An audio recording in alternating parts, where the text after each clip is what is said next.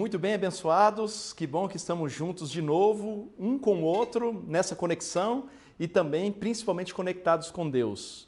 Para começar nossa adoração, aí cada lar uma igreja, você com os seus e eu do lado de cá, vamos cantar juntos um hino de louvor e exaltação a esse Deus maravilhoso, que tem a ver com a conexão com você, o melhor amigo, hino número 119 do Inário Adventista.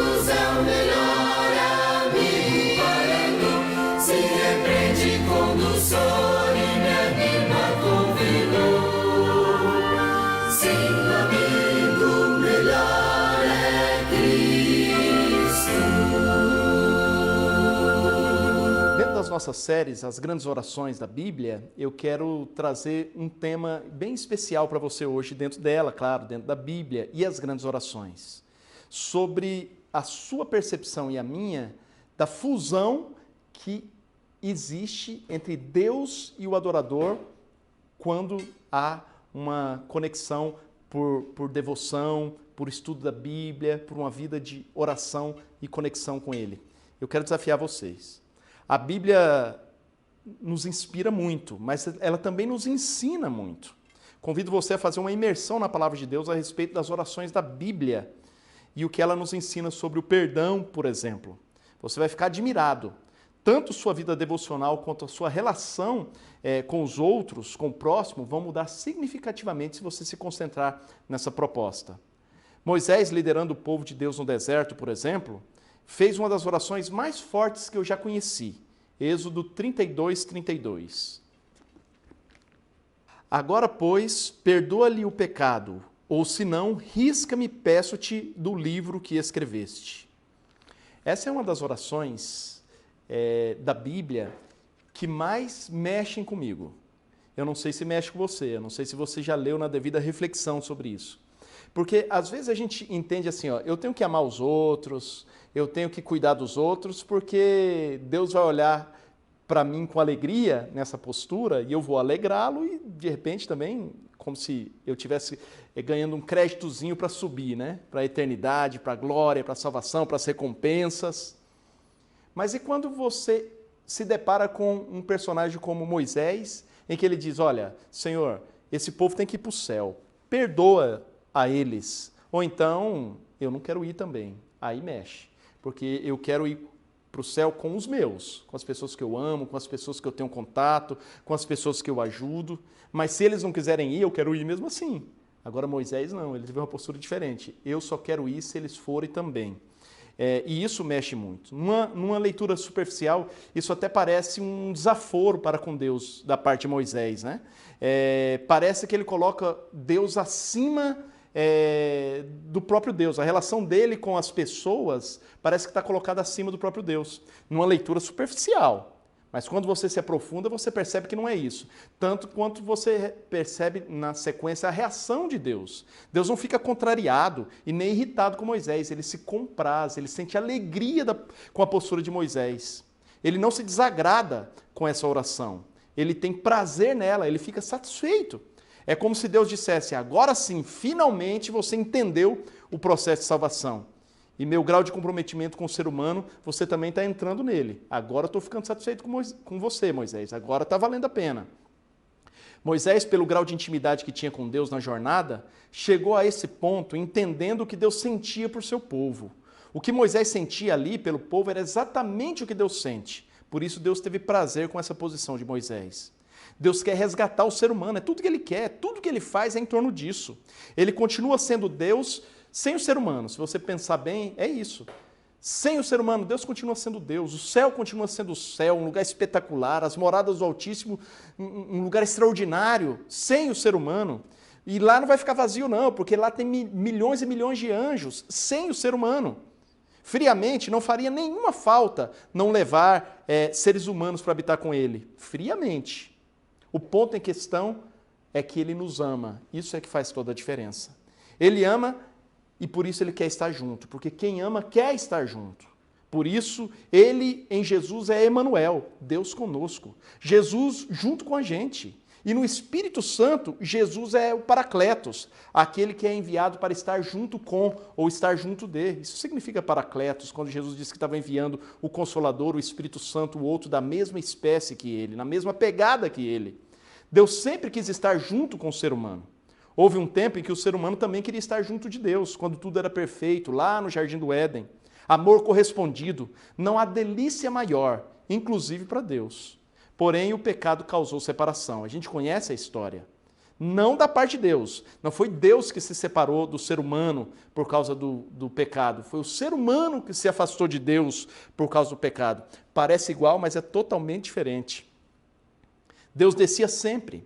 Quando tudo era perfeito, para estar com Adão e Eva no jardim. E ele sentia alegria e prazer nesse momento de descer para conversar com eles, interagir com eles, ensiná-los de uma maneira bem dinâmica e gostosa, e eles, por sua vez, também sentiam muito prazer. Mas logo depois do primeiro pecado, primeiro momento, já houve um desligar, já mudou a reação. Não da parte de Deus, porque quando você vai a Gênesis, que relata esse momento, você vê que Deus de novo desceu como sempre lhe era costume fazer. E ele foi ao encontro do ser humano como sempre estava acostumado a ir. Só que dessa vez quem mudou foi o ser humano. Ele se afastou. Adão e Eva, ao invés de o esperarem com ansiedade, como sempre esperavam, com alegria, como sempre esperavam, dessa vez eles se escondem e sentem medo. É o que pecado causa entre Deus e o ser humano, entre o ser humano e Deus. E isso não traz satisfação para Deus. Deus quer o ser humano de volta. De lá para cá, desse primeiro pecado, até chegar em você e os seus pecados, Deus começou e continua uma saga para ir atrás do ser humano, de reconquistá-lo, de trazê-lo de volta. Uma das cenas que ele pinta para evidenciar isso é a parábola do filho pródigo, onde o ser humano é o filho e ele, Deus, é o pai. É o pai que espera. É o pai que espera mesmo sendo ofendido, mesmo tendo prejuízo, e espera com ansiedade. Vai correndo ao encontro e com alegria. Ele não perdoa quando o filho volta, mas ele já perdoou antes do filho ir. É o caráter de Deus sendo revelado aqui. É essa busca de Deus pelos seus filhos que ele ama. É o amor movendo o divino. No processo de resgate há uma reaproximação. O ser humano se permite aproximar. Deus está trabalhando para essa aproximação e quando o ser humano permite, essa reaproximação acontece. E quando isso acontece, aí acontece também a transformação. O amor envolve, o amor contagia, o amor provoca resposta e essa resposta é a transformação. O ser humano percebe seu estado pecaminoso diante da santidade de Deus, percebe seu egoísmo diante do altruísmo de Deus, se impressiona com isso, é quebrantado com isso e nesse processo Deus trabalha o que é dele, fazendo transposição. Seu caráter perdoador começa a tomar posse, começa a contagiar. Na oração de Moisés pelo povo, ele pede que Deus os perdoe, assim como Jesus pede na cruz. Olha que característica verossimilhante entre Jesus e Moisés, entre Moisés e Jesus. Em Lucas 23, 34, traz as palavras de Jesus na cruz.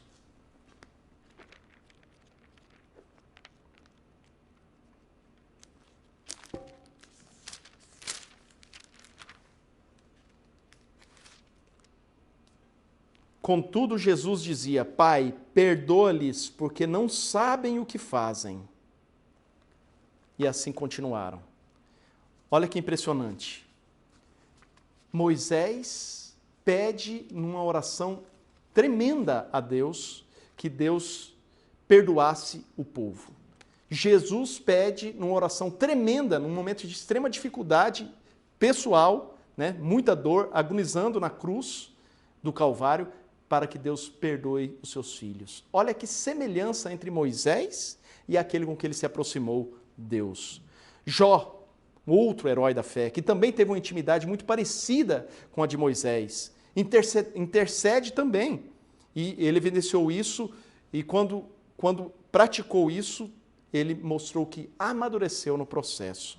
Jó 42, 10.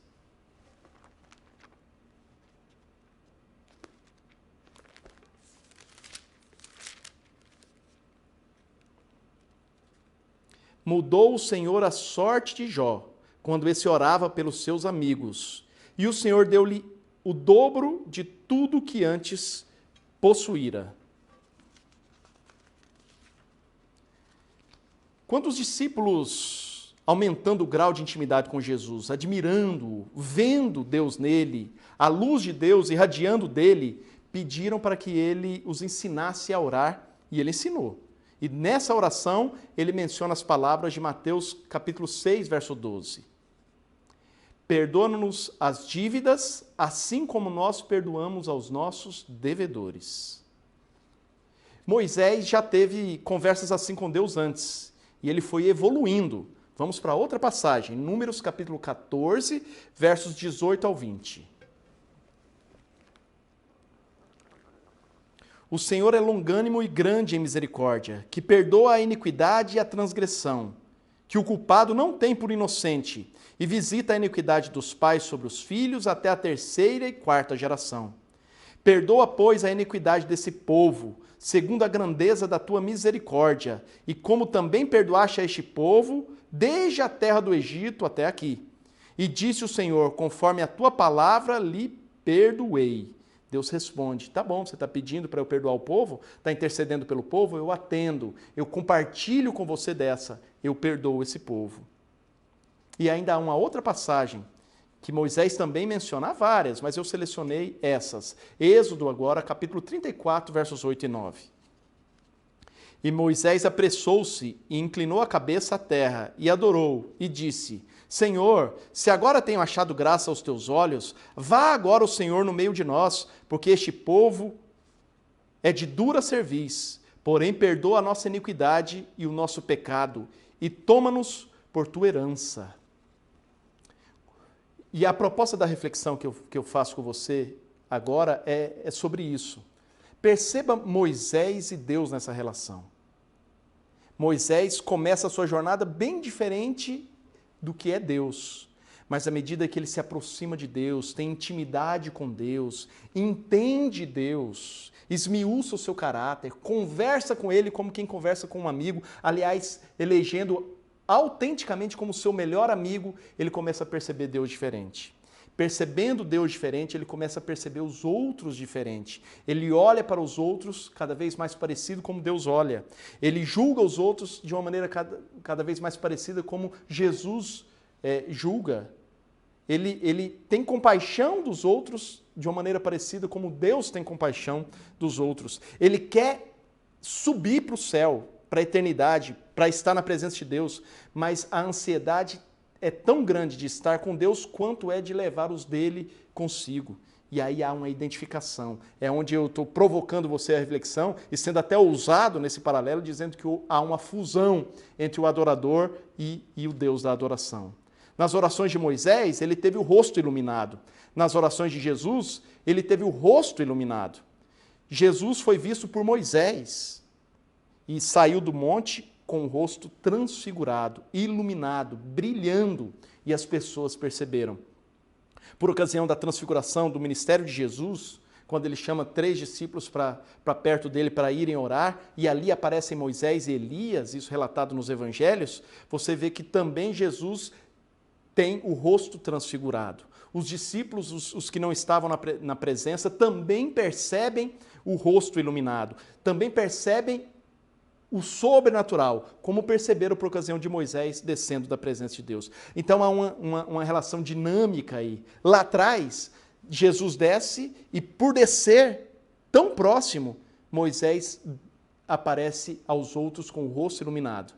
Lá na frente, Jesus vai para o monte e Deus usa Moisés, que desce para aparecer a Jesus, e agora é Jesus que tem o rosto transfigurado.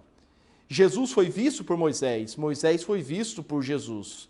Jesus animou Moisés, Moisés animou Jesus. Jesus fortaleceu Moisés, Moisés foi usado por Deus para fortalecer Jesus. É onde eu estou dizendo, provocando você a pensar de uma maneira ousada, dentro das orações de intimidade de Moisés com Deus. Houve uma fusão.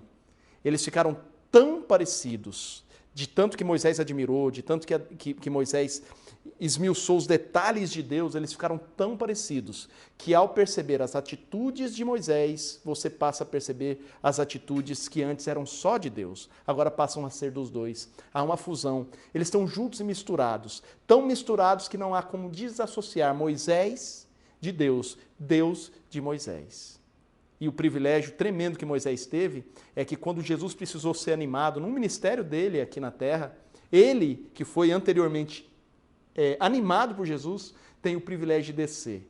Trabalho esse que anjo nenhum poderia fazer, mas Moisés fez, porque passou por igual, passou por uma situação comparativamente muito semelhante. Então ele, com autoridade do que experimentou de Deus lá atrás, agora ele podia animar Jesus. Tipo, o Senhor me animou lá atrás, agora eu tenho o privilégio de te animar. Pelo que o Senhor me animou, é só te lembrar o que o Senhor fez comigo e agora o Senhor segue forte para lembrar o que o Senhor está fazendo pela humanidade. Isso é lindo, isso é maravilhoso, isso é contagiante e que você, percebendo isso também, aos moldes do exemplo de Moisés, comece a evidenciar isso na sua vida também. Que as pessoas percebam o seu rosto iluminado e que ao perceber o seu rosto iluminado, queiram também descobrir. E a semelhança do que os discípulos pediram, para Jesus, o povo de Israel pediu para Moisés, você também peça para Deus: Senhor, nos ensine. Senhor, se aproxime de nós. Senhor, nós queremos aprender a orar com a eficácia que os outros heróis da fé oraram. Faça-nos ter uma conexão como eles tiveram e você vai ter essa bênção também. Quero convidar você a fazer uma oração a respeito disso. Quero abençoar você, seu lar, que está aí reunido como uma igreja agora, para que sejam abençoados assim, nesse crescimento, nessa dinâmica também. Feche os olhos comigo. Deus amado, Deus querido, nós te agradecemos de uma maneira gigantesca, enorme, que não cabe dentro de nós, pelo que o Senhor é, pelo que o Senhor faz, pelo que o Senhor dinamiza em nós, pelo que o Senhor nos ensina na nossa jornada nessa vida. E é uma delícia termos o acesso à Bíblia e a histórias tão lindas e autênticas como a de Jó, como a de Moisés, como a do Senhor Jesus, que nos inspiram, porque foram histórias reais, que aconteceram mesmo aqui nessa mesma terra por onde nós agora estamos passando. Eles foram heróis, eles tiveram intimidade e pela intimidade começaram a parecer cada vez mais contigo, num ponto que não dava mais para desassociar Deus do adorador. Nós queremos ter esse privilégio também. Está acessível a nós pelo trabalho do Paracletos, está acessível a nós pelo trabalho do Espírito Santo, que continuou o trabalho de Jesus, que continuou o trabalho do Pai desde o início da história de resgate de nós seres humanos.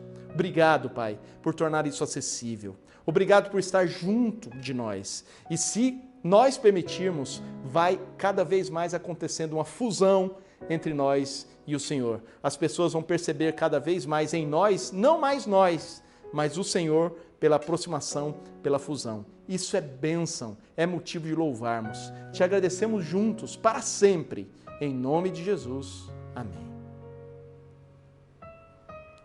Uma outra parte tão importante quanto essas que nós participamos até aqui é agora você com a sua casa. Se você tem se permitido fazer do seu lar um lugar de adoração, do seu lar uma igreja, então agora você tem que pegar os seus aí, os familiares, juntos se ajoelharem e conversarem com Deus a respeito disso que Deus os desafiou nessa reflexão. Conversem com Ele, façam a oração aí participativamente e seguimos na bênção, juntos e misturados, uns com os outros, mas principalmente com Deus, em nome de Jesus. Graça e paz.